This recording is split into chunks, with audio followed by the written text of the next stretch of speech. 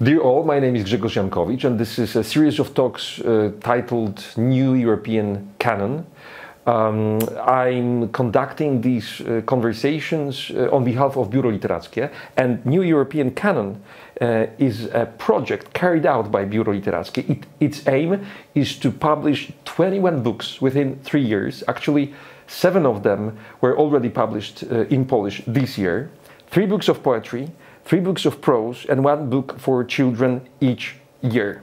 Together, they will create a mixture of new voices, new narratives, new stories about European identity, complicated European identities. But not only, it will be also a presentation of political and social relationships of Europeans, individual and collective experiences. My guest today is Maja Urban from Croatia. Hello, Maja. Hello, Grzegorz. Grzegorz. Grzegorz. Good.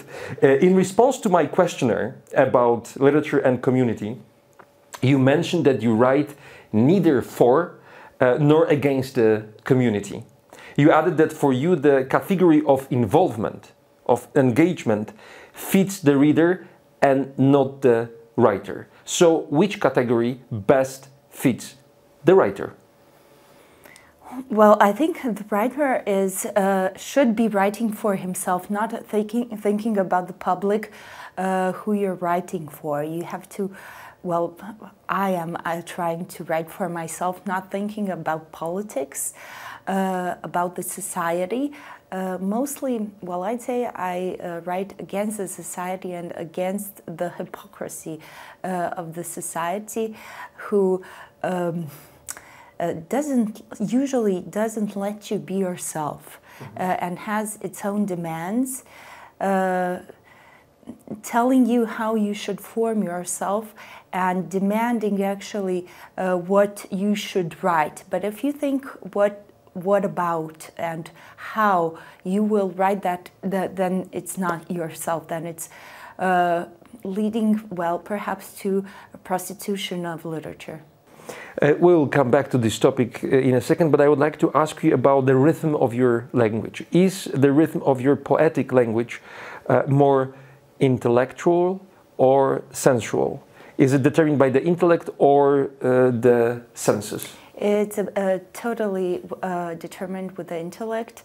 I usually use some words which don't exist, which I make up. So my translator had problems with this. I had to explain to him my new language. Let's say we know each other and he knows how I talk. We can speak together in Croatian, and we do. Well, he's actually better in Serbian, but it's more or less the same. And still he had problems with some of my words. So yeah, Croatians also sometimes don't understand what I'm saying because I make up words.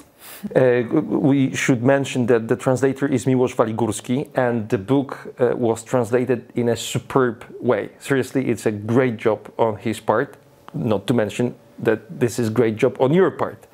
But I asked this question about whether the rhythm of the language comes from the intellect or the senses, because I know that you are often on the move.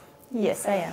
And I wonder whether this desire to be on the move somehow affects your writing. Well, sometimes it does, because I'd say the blood circulates better when you're on the move. And sometimes when I'm on the bike, I just get ideas, wow, and I gotta stop and write that down. And usually I don't have a pen or anything, and I don't like to put down things like this on my mobile phone, and I'm not even sure I know how to. So it just, I hope to remember the idea, to put it down when I come home, but usually it changes and I forget what it was originally, so it just evaporates somewhere, but it comes back in time, so I do put it down. And when you are on the move, you run from something, or you are getting closer to something? Well, both, I'd say. Although when I talk to people and when people who aren't in sports usually see me, and all the people who do sports, they see them as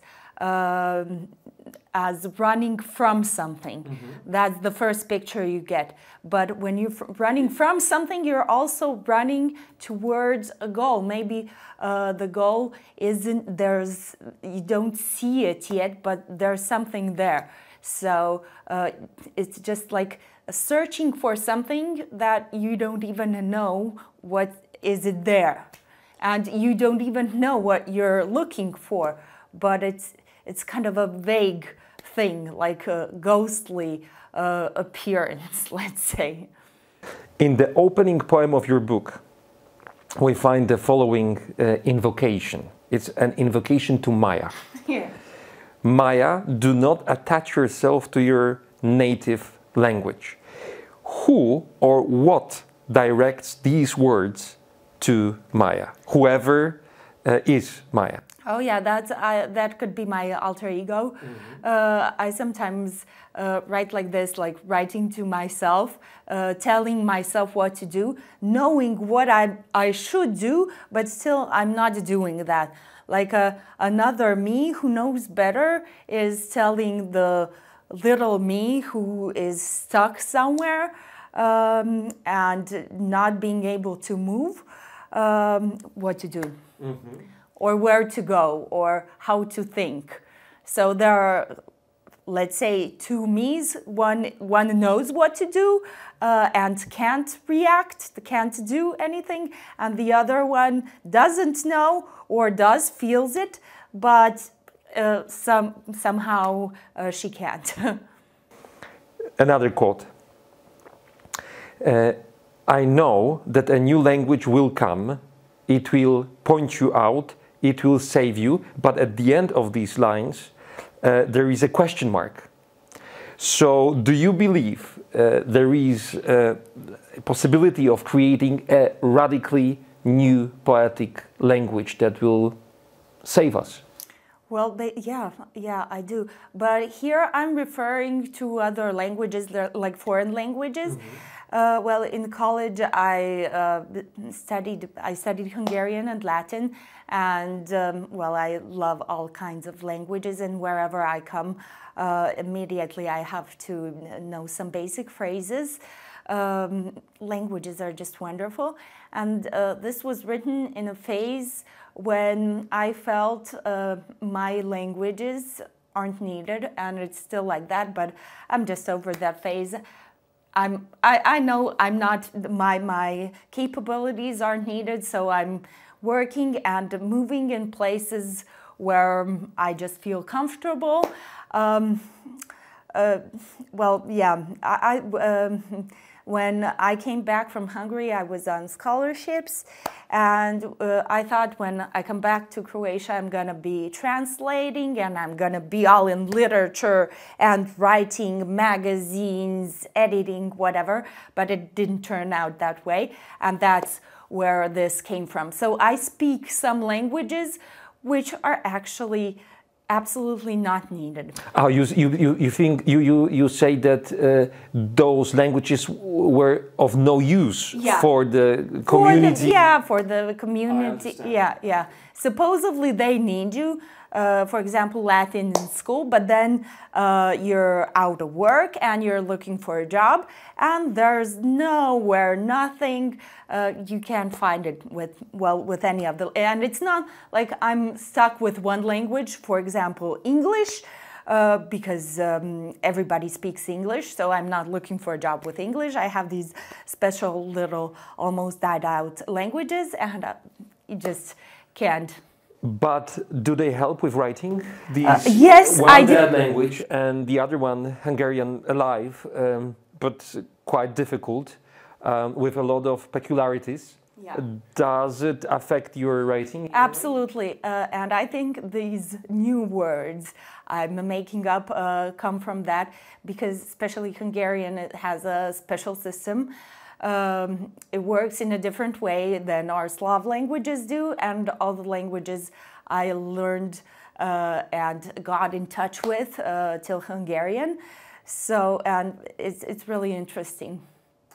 In the poem Fertility, you change grammar forms. I know that you know this question, but I have to formulate it in my own way.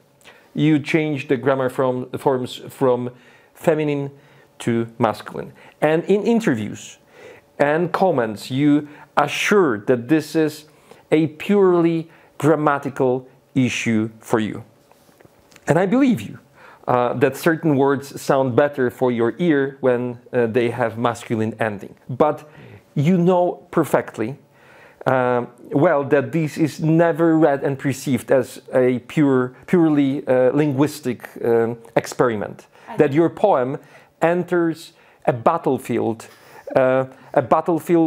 where moral and political issues are being solved by groups fighting with each other. So, have you experienced that kind of reactions from the readers of this poem? Yes, of course. A friend told me it's disgusting.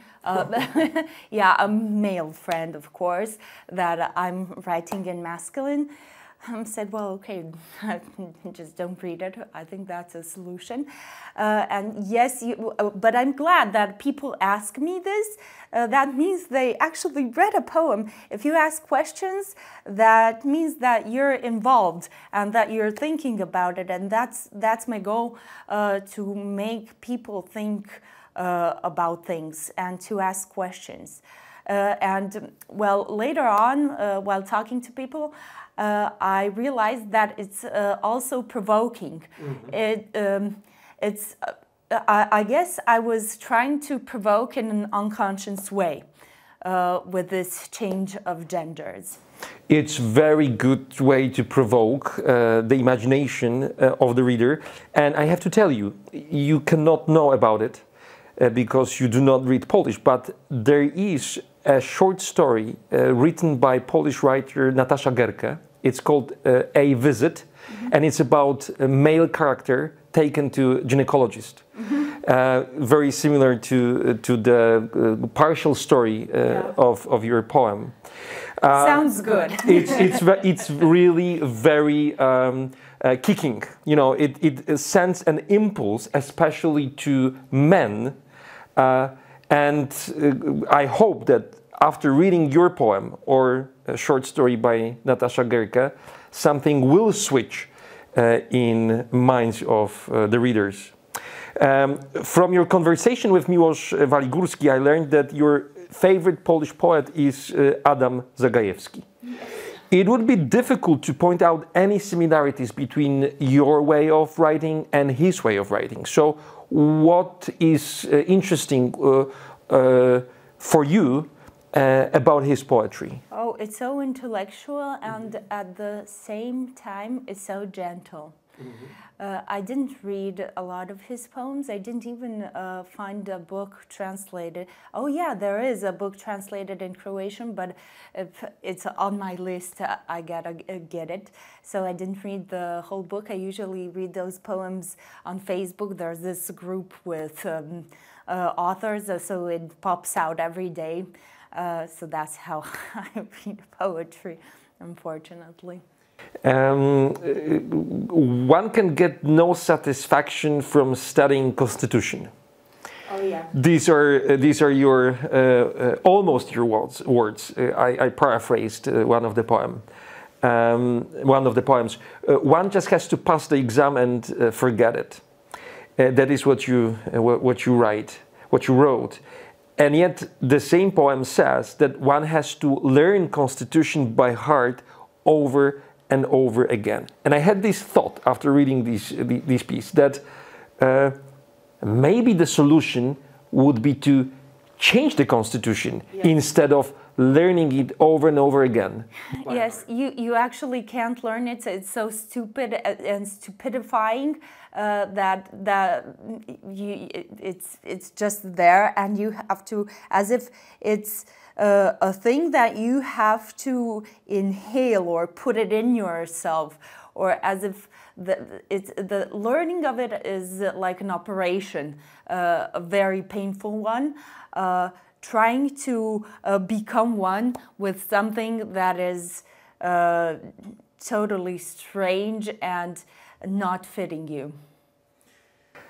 Does literature play an important role in the public sphere of your country? In Croatia, does it affect public discussions or political quarrels? It does, but in small forums, I'd say. So, unfortunately, and in small groups, people who are in literature and who write always talk about it, but it doesn't actually affect those who it should affect. That's my point of view. That's how I see it. Maja, thank you so much for this conversation and for the book. The book is called, for those who haven't read it yet, Statue of Liberty. And this is a collection of really great poems. Thank you, Maja. Thank you.